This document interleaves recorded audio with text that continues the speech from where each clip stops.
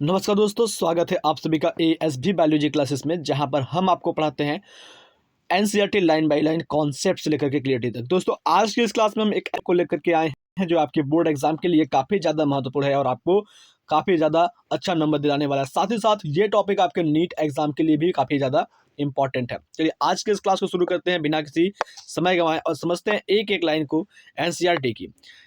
हम आज की क्लास में अगर बात करने वाले हैं तो हम आज की क्लास में बात करेंगे मेंडल के नियम की। ठीक है, किसकी बात करेंगे? मेंडल्स लॉ की बात करेंगे, प्रिंसिपल ऑफ मेंडल की बात करते हैं। तो यहाँ पर क्या चीज़ें आपको पढ़नी है, क्या चीज़ें समझनी है, वो सारी चीज़ें आपके सामने यहाँ पर पुट आउट है। तो मैं एक एक पॉइंट को आपको समझाऊंगा। चलिए शुरू करते हैं। मेंडल ने पहले क्या किया था? एक्सपेरिमेंट किया था सिंगल जीन के ऊपर। ठीक है, फिर उसके बाद उन्होंने अलग अलग एक्सपेरिमेंट किए, अलग अलग नियम को दिया। तो यहाँ पर लिखा है कि बेस्ड ऑन हिज ऑब्जर्वेशन, यानी कि मेंडल के ऑब्जर्वेशन ऑन मोनोहाइब्रिड क्रॉस। ठीक है, मेंडल ने जो मोनोहाइब्रिड क्रॉस किया था उसकी जो ऑब्जर्वेशन किया, तो मेंडल प्रपोज, यानी कि मेंडल देते हैं टू जनरल रूल, दो सामान्य नियम को देते हैं, जो कि कंसोलिडेटेड होता है his understanding of inheritance in monohybrid cross. यानी कि वो अपने समझ बूझ से क्या करते हैं, उस मोनोहाइब्रिड क्रॉस को करने के बाद वो दो नियम देते हैं, और आज के समय में उस नियम को कहते हैं प्रिंसिपल और लॉ ऑफ इनहेरिटेंस। ठीक है, लॉ ऑफ इनहेरिटेंस या प्रिंसिपल ऑफ इनहेरिटेंस के नाम से उसे जाना जाता है।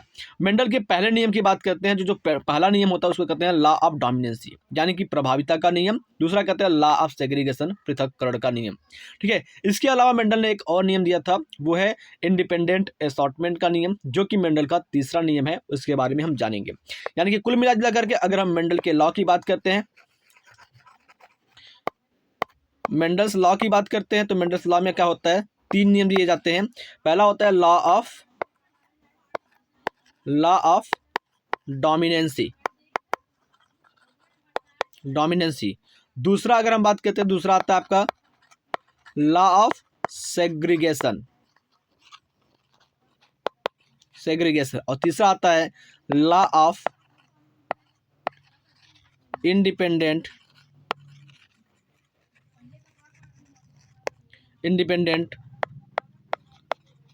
Assortment.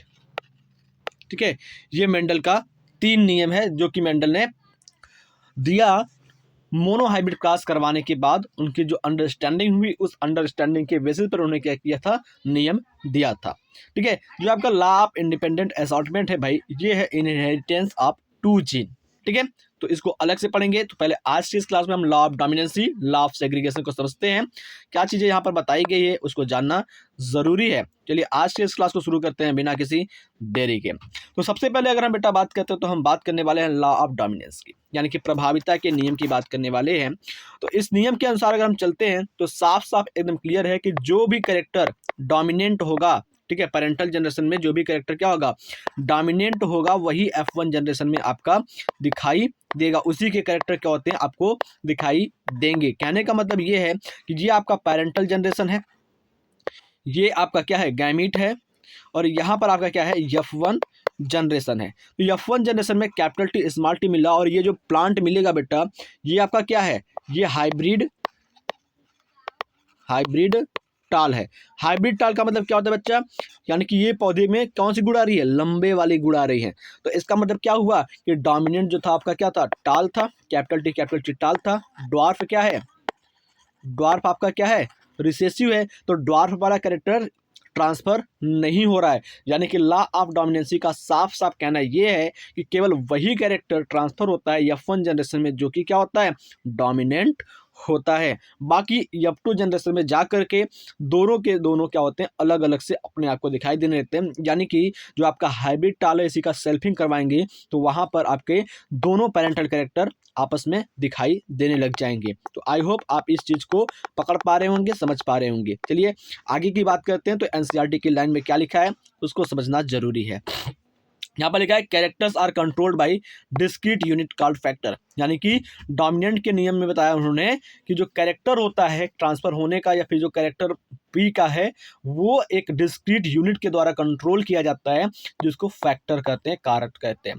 Factor occur in pair. जो भी फैक्टर होते हैं क्या होते हैं? पेयर में पाए जाते हैं। जैसे कि यहाँ पर कैपिटल टी ये क्या है, पेयर में है, स्मॉल टी पेयर में है, कैपिटल आर पेयर में है, स्मॉल आर पेयर में है। ठीक है, तो फैक्टर जो होता है क्या होते हैं, पेयर में पाए जाते हैं।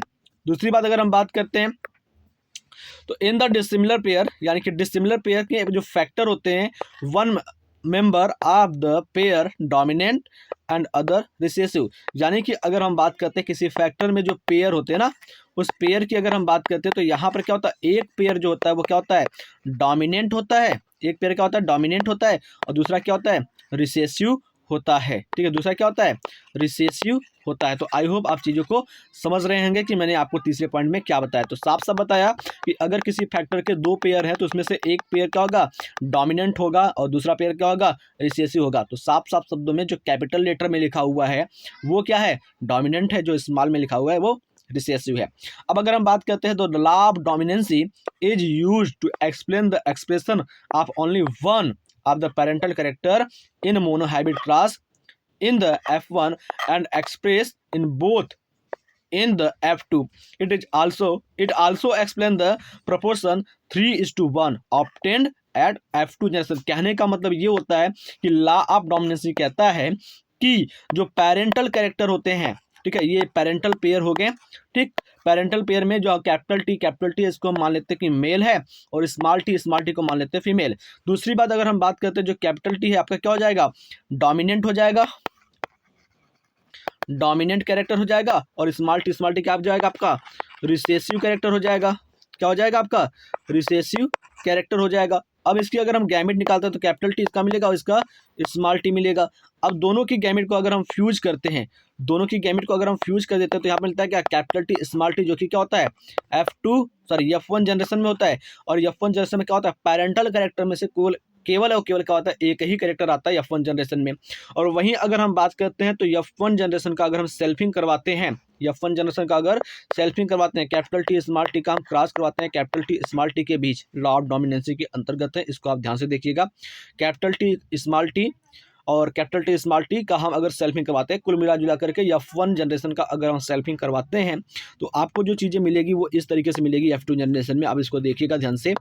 F2 जनरेशन में आपको क्या मिलेगी, देखो ये capital T small T gamete हो गया, capital T small T gamete हो गया।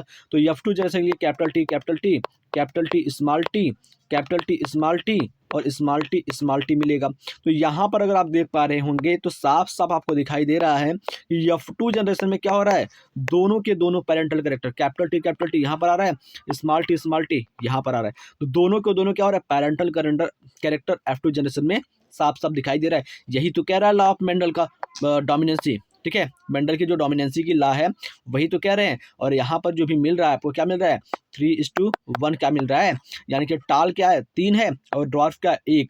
ये क्या हो गया, इसका फिनोटाइप हो गया। और जीनोटाइप की बात करते हैं तो वो क्या मिलता है, 1:1 मिल रहा है, यानी कि एक प्योर टाल, 2 हाइब्रिड टाल और एक प्योर ड्वार्फ मिल रहा है। ये होता है लॉ ऑफ डोमिनेंसी। अब अगर हम बात करते हैं लॉ ऑफ सेग्रीगेशन की, तो लॉ ऑफ सेग्रीगेशन में चलते हैं। तो लॉ ऑफ सेग्रीगेशन में क्या बताया गया बेटा, इसको समझते हैं। ठीक है, लॉ ऑफ सेग्रीगेशन में कहानी क्या लिखी गई, पहले उसको जानिए। This law is based on the fact that the allele do not show any blending and that both character are recovered as such in F2 generation. ठीक है, कहने का मतलब ये होता है कि जो लॉ ऑफ सेग्रीगेशन होता है वो एक फैक्ट पर काम करता है, एलील के, एक ऐसे एलील के फैक्ट पर काम करता है जो आपस में ब्लेंडिंग नहीं करते हैं, और वो क्या होते हैं, रिकवर हो जाते हैं F2 जनरेशन के अंदर through one of this is not seen in F1 generation. वे वही कैरेक्टर F2 जनरेशन में अपने आप दिखाई देते हैं जो कि F1 जनरेशन में नहीं दिखाई दिए थे। Through the parent contain 2 allele during gamete formation, यानी कि जो पेरेंट होते हैं वो क्या करते हैं, 2 एलील को कंटेन करते हैं गैमेट फॉर्मेशन के दौरान। द फैक्टर और alleles of a pair segregate from each other such that the gamete recessive only one of the 2 factor. ठीक है, यानी कि अगर हम बात करते हैं गैमेट फॉर्मेशन के दौरान क्या होता है, वो सेग्रीगेट हो जाते हैं, और जिसमें से क्या मिलता है, रिसेसिव मिलता है ओनली 1, और 2 में से क्या होता है, एक रिसेसिव मिलता है। और अगर हम बात करते हैं तो ये क्या होता है, होमोजाइगस पेरेंटल प्रोड्यूस करते हैं ऑल गैमेट, ठीक है, जो होमोजाइगस पेरेंटल होते हैं क्या करते हैं, प्रोड्यूस करते हैं सारे गैमेट दैट आर सिमिलर, जो कि क्या होते हैं, सिमिलर होते हैं, वाइल हेट्रोजाइगस, हेट्रोजाइगस जो होता है प्रोड्यूस करता है वो दो काइंड के गैमेट प्रोड्यूस करता है।